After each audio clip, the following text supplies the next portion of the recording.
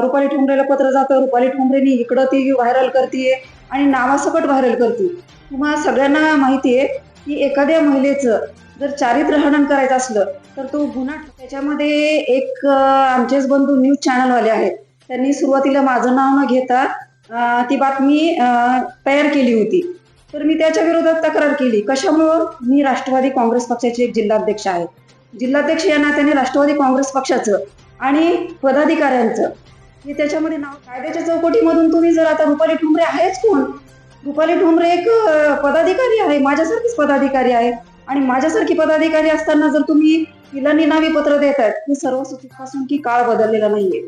जरी मी त्याच्यामध्ये निर्दोष आहे, मला माहिती आहे माझं आणि त्या खराचा कुठंच दूर दूर पर्यंत संबंध नाहीये, तरी पण नाहक माझं नाव त्याच्यामध्ये घेतलं जाते आणि खूप खालच्या लेवलला बोललं जातं.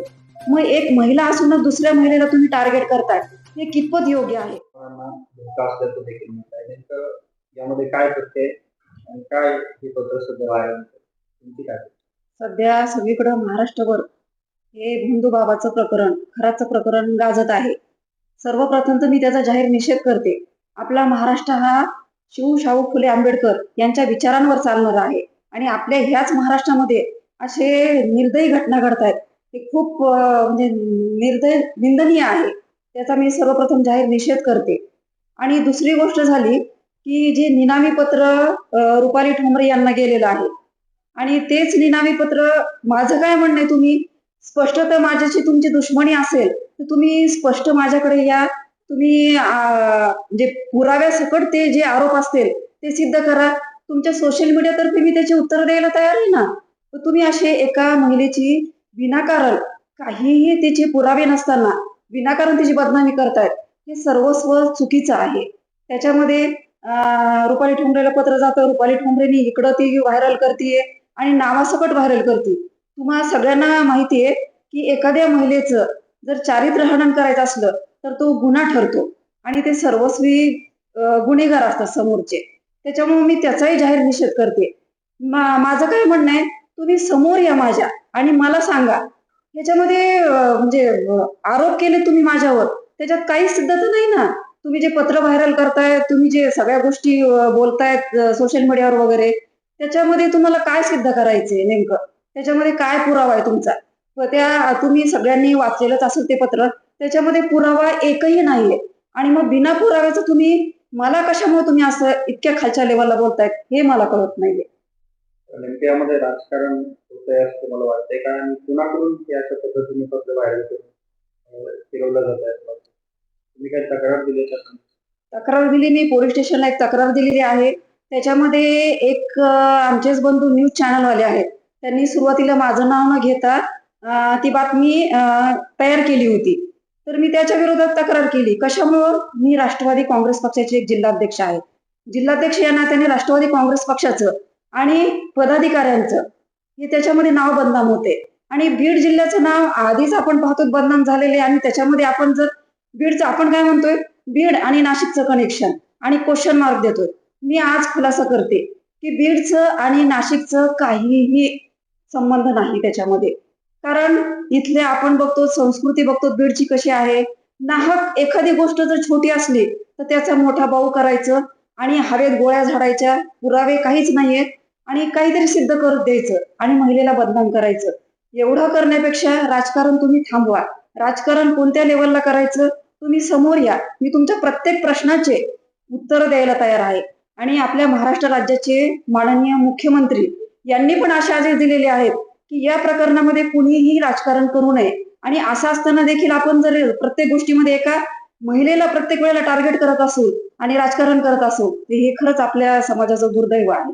आपण जर पाहिलं तर हे निनावी पत्र रुपाली ठोंबरे यांना देण्यात आले आणि त्या देखील या प्रकरणात वारंवार वेगवेगळे आरोप प्रत्यारोप करतात. पण पत्र देणारा हेतू नेमका लक्षात येत नाही. जर त्याच्याकडे पुरावे असेल तर त्याने SIT देतो, पोलिसांकडे देतो, परंतु कुठल्या तरी एका राजकीय पक्षाच्या पदाधिकाऱ्याकडे ते पत्र देते. काय नेमकं? माझं तेच म्हणणं आहे. आपण जर कायद्याच्या चौकटीमध्ये जर पाहिलं, कायद्याच्या चौकटीमधून तुम्ही जर आता रुपाली ठोंबरे आहेच कोण? रुपाली ठोंबरे एक पदाधिकारी आहे, माझ्यासारखीच पदाधिकारी आहे आणि माझ्यासारखी पदाधिकारी असताना जर तुम्ही तिला निनावी पत्र देतायत, हे सर्व चुकीचं आहे. मी बीडची राष्ट्रवादी काँग्रेस पक्षाची अजितदादा गटाची जिल्हाध्यक्ष या नात्याने माझ्याकडे असे 4 ते 5 महिलांचे निनावी पत्र आलेले आहे. अगदी लोकसभेच्या पासून कुणी किती पैशाचा उलगडा केला, काय केलाय, हे सगळे माझ्याकडे 4-5 पत्र आहेत. पण आपल्याकडे त्याचा पुरावा नसतो. पुरावा नसल्यामुळे आपण एखाद्या महिलेचं नाव जाहीर करणं हे सर्वस्वी चुकीचं आणि गुन्हा आहे. त्यामुळे मी त्यावेळेला ते जाहीर केलेलं नव्हतं. आणि तुम्हाला जर याच्यामध्ये राजकारणच करायचं असलं, माझ्यावर काही सूड जर उगवायचा असला, तर तुम्ही समोर या ना माझ्या तुम्ही. एक निनावी पत्र देऊन तुम्ही माझी नाहक बदनामी करताय त्याच्यामध्ये. हे सर्वस्व चुकीचं आहे आणि तो गुन्हाच आहे.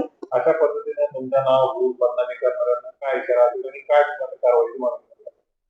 मी तर सर्वप्रथम तेच आपल्या बीडचे जे एस-पी साहेब आहेत, त्यांना मी एक महिला म्हणून, पदाधिकारी म्हणून एक त्यांना ते तुमच्या सर्वांच्या सोशल मीडियाच्या द्वारे एक विनंती करते, की अशा घटना माननीय मुख्यमंत्री साहेबांनी सांगितले, की महिलांची बदनामी करायचं सोशल मीडियावर टाकू नये.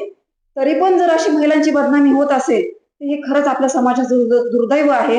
आणि एस-पी साहेबांना मी आपल्या सर्वांच्या द्वारे हीच विनंती करते, की याचा सखोलात सखोल जाऊन चौकशी व्हावी आणि जे निर्दोष असतील, जे निर्दोष आहेत ते तर सुटतीलच, पण जे दोषी आहेत त्यांच्यावर कडक कारवाई व्हावी, हीच मी आपल्याद्वारे त्यांना विनंती करते. महिला आयोगाच्या अध्यक्ष रुपाली चाकणकर फार जवळचे आहे असं म्हटलं जातं. अनेक सोबत तुम्ही आंदोलन असतील बऱ्याच गोष्टी सोबत केल्या. त्यामुळे तुम्हाला तुमची बदनाम करण्याचा प्रयत्न करते. सर, पक्षाचा एक प्रोटोकॉल असतो. आता मी जिल्हाध्यक्ष आहे. जिल्ह्याचा, तालुक्याचा, बीड जिल्ह्याचा, तालुक्याचा पूर्ण फीडबॅक मला त्या प्रदेशाध्यक्ष होत्या पहिल्यांदा. त्याच्यामुळं मला सर्व जिल्हाध्यक्ष या नात्याने सर्व फीडबॅक जो असेल, तो त्यांच्याजवळ द्यावा लागतो. असं मी बीड जिल्ह्याची त्यांची निकटवर्तीय आहे किंवा संभाजीनगरच्या, लातूरच्या वगैरे त्या निकटवर्तीय नाहीयेत, असा काहीच भाग नाहीये. ज्या प्रत्येक जिल्हाध्यक्ष असतात, त्या त्यांच्या निकटवर्तीयच असतात. त्यांना प्रत्येक गोष्टीचा फीडबॅक द्यावा लागतो. आता माझे तालुकाध्यक्ष माझ्याकडे तो फीडबॅक देतात तालुक्याचा, मी तो वरती प्रदेशवर देते. हा एक प्रोटोकॉल असतो आणि तो प्रोटोकॉल आम्ही पाळतो. महिला प्रवर्गात आपण बघितलं तर एक महिला पदाधिकारी त्यांच्यावर आरोप होतो किंवा दुसरे पक्षाचे पदाधिकारी महिला आहे तीच महिलांवर आरोप करतात. ते महिलाची बदनामी होते. तेच ना सर, आपल्या समाजाचं मी तेच म्हणलं, खूप दुर्दैव आहे. सुरुवातीपासून आपण पाहतोय, अगदी माँसाहेब जिजाऊंना असेल, सावित्रीमाईंना असेल, प्रचंड त्रास झालेला आहे याच्यामधून आणि नाहक महिलांचा बळी गेलेला आहे. आणि आताही आपण म्हणतो की काळ बदललेला आहे, पण खरंच मी सांगते मनापासून की काळ बदललेला नाहीये. जरी मी त्याच्यामध्ये निर्दोष आहे, मला माहिती आहे, माझा आणि त्या खराचा कुठंच दूर दूर पर्यंत संबंध नाहीये, तरी पण नाहक माझं नाव त्याच्यामध्ये घेतलं जाते आणि खूप खालच्या लेवलला बोललं जातं. मग एक महिला असूनच दुसऱ्या महिलेला तुम्ही टार्गेट करताय, हे कितपत योग्य आहे? आमचं स्वतःचं म्हणणं काय आहे, एखादी जर महिला चांगलं काम करत असेल, ती पुढे चालली असेल, तर तिला आपण साथ देणं आपलं कर्तव्य आहे. आणि ते न करता आपण जर तिचं म्हणजे तिला खाली खेचत असेल आणि तिच्यावर असे ताशोरे ओढत असेल, ते खरंच खूप चुकीचं आहे. काही तुम्ही सुमित्रा पवारांची भेट देखील घेतली आणि अशी चर्चा देखील आहे की तुम्ही त्यांना पत्र देखील दिलंय तुमच्या महिला कमिटी कसं आहे की रुपाली चाकणकरांना प्रदेशाध्यक्ष काढून त्याची काय नाही, रुपाली चाकणकर यांना प्रदेशाध्यक्ष पदावरून काढून आपण दिलं होतं पत्र. पण त्याच्याबरोबर आम्ही मेन आमचा हेतू काय होता, की बीड जिल्ह्याच्या त्या पालकमंत्री आहेत आणि पालकमंत्री या नात्याने आमचं बीड जिल्ह्यामध्ये काय चाललंय काय नाही, अजून सुनेत्राताईंचा आपल्याकडे दौरा झालेला नाहीये.